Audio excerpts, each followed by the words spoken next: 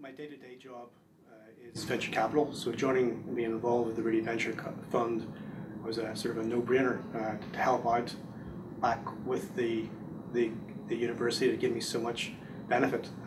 Rady was hugely influential in my career, and so being able to knit together my venture experience and helping helping the Rady students was perfect. My role in the fund is fairly informal.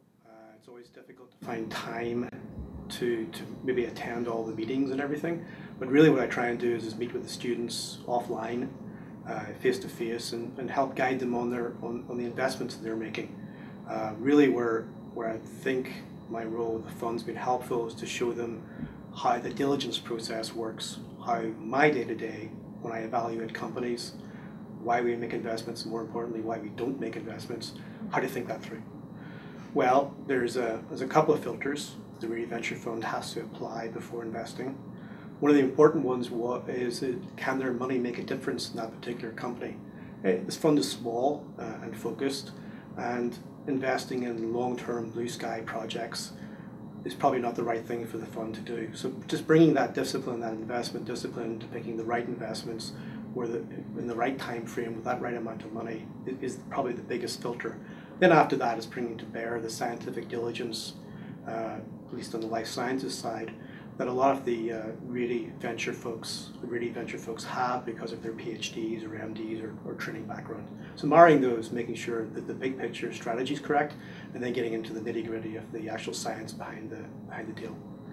Rady Venture Fund chose Savara.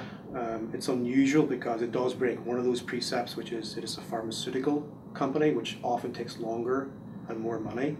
That's the bad news. The good news is it's using an already approved drug and simply delivering it by a nebulizer into the lung. This is something that I've had experience in. I led the RiverVest, my current employer's investment into MPEX Pharmaceuticals, which was a nebulized antibiotic into the lung based here in San Diego.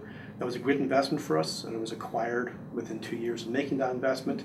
So a lot of venture investing is about pattern recognition, and if something's winning, do it again. And so my recommendation was, if the Rady Venture Fund is going to do a pharmaceutical play, this is the one to do because of that unique profile of a known, well-characterized drug being delivered in a fairly novel way. My initial training is in a science background, and one of the things that is great about coming to the US, I grew up in Ireland, in Northern Ireland. One of the great things about coming to the US is you don't get pigeonholed, you don't get put into a box as readily as does happen in other parts of the world. So the idea of a scientist, someone with a PhD getting involved in finance and investing, that's normal here. So whilst working at Johnson & Johnson Pharmaceuticals, I got involved in more of the business side of things, so I left the bench behind. And one of the key catalysts of that was doing an executive or the Flex MBA at Rady that really gave me the skills, de-jargonified a lot of the terms that are involved in investing, and really opened up the doors to allow me to make that transition from the bench side into more of the boardroom, if you will.